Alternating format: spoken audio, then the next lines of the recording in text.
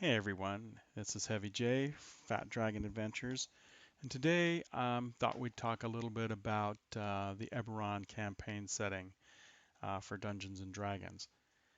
The reason I want to talk about this campaign setting is it's actually one of my all-time favorites. I just love it. Eberron is indeed a fantastic campaign setting. It's mainly known for its unique blend of magic and technology and the rich storytelling. So I'm going to go over the 10 reasons that I really love Eberron.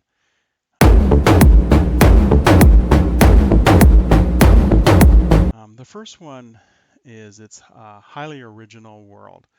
Eberron stands out in the D&D multiverse due to its distinct and original setting. I think unlike traditional medieval fantasy worlds, Eberron is a world of pulp adventure. Um, it's filled with airships, there's lightning trains, and sentient constructs.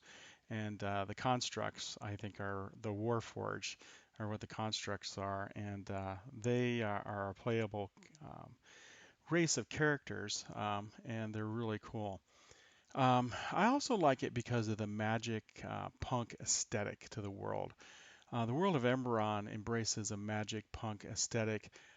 It's kind of like where magic and technology coexists, and it even often overlaps in this setting. Um, it's a blend of traditional, I think of it as a blend of traditional fantasy elements with advanced technology, and it adds a certain amount of depth and intrigue to the settings. Then there's the dragon marks and the houses. The dragon marked houses in Eberron are powerful organizations, and they're tied to a specific magic ability, which is what really makes them kind of cool. These houses control like the settings, commerce, the politics, and intrigue that goes on in the world. I think the houses and the dragon marks really make them a central part to the campaign's plot and character development. Um, with that being said, I also like the war-torn history about Eberron. Eberron has a rich history marked by the recent devastating war. Um, the last war, which is what they call it in the setting, the last war ended just a few years before the campaign setting actually begins.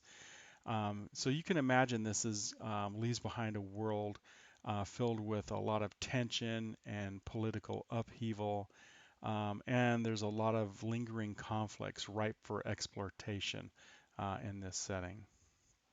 I think the next thing on my list would be the intriguing factions that can be found in this setting. The setting is home to various factions and secret societies, as you can imagine. Each has its own motivation and its own secrets. So as you kind of read through the setting, you'll discover that.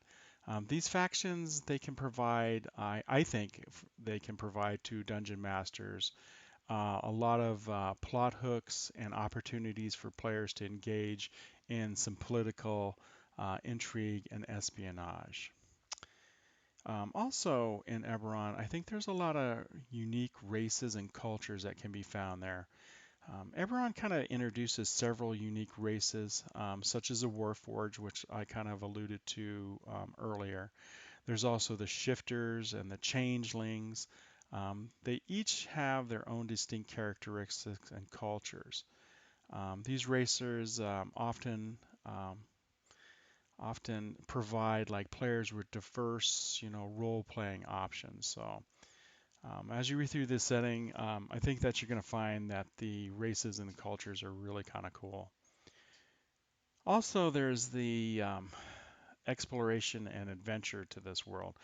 I think Eberron has a vast is I think it is vast. It's basically more than just one continent. I think you'll find a lot of uncharted places. I think making exploration a key theme to Eberron. Whether it's exploring, there's the ancient runes, um, there's untamed wilderness that's out there. That's really kind of neat to explore, and also there's a lot of mysterious dungeons. And there's a lot. I just think the entire setting is just filled with countless opportunities for thrilling adventures. Then there's the moral ambiguity to the Eberron setting.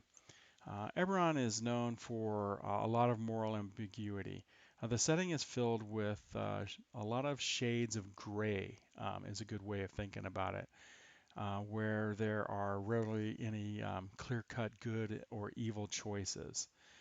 I think this really kind of allows the players to engage in a lot of complex ethical dilemmas and character development.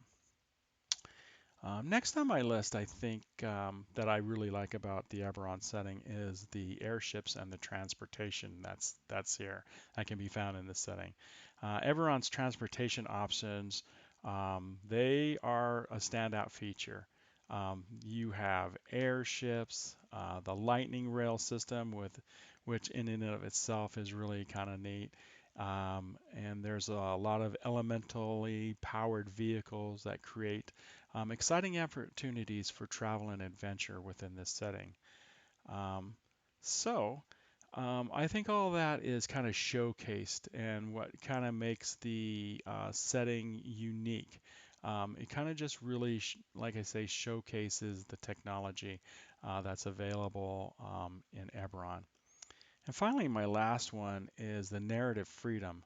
Um, in Eberron, Eberron's really kind of an open-ended setting that encourages a lot of creativity and flexibility with the dungeon master when he's trying to create stories. Dungeon masters and players alike, they can build their own stories. They can build their own mysteries and adventures within the framework of Eberron. It really kind of that framework just kind of really allows that creativity. So those are my 10 reasons that I really kind of like it. I think Eberron offers a refreshing departure from the traditional Dungeons and Dragons setting. Like I said, it has a lot the innovative blend of magic and technology. It's really rich in lore. You have the moral complexity component to it, and there's just a lot of wealth of narrative possibilities that you can find in this setting. It's very versatile and engaging as a world. And like I say, you can cater to a wide range of player preferences and storytelling styles. And those are the reasons that I really kind of like this setting. If you like this kind of content, just go ahead and click the like button and subscribe. And I'll see you guys next time. And remember, ride that fat dragon.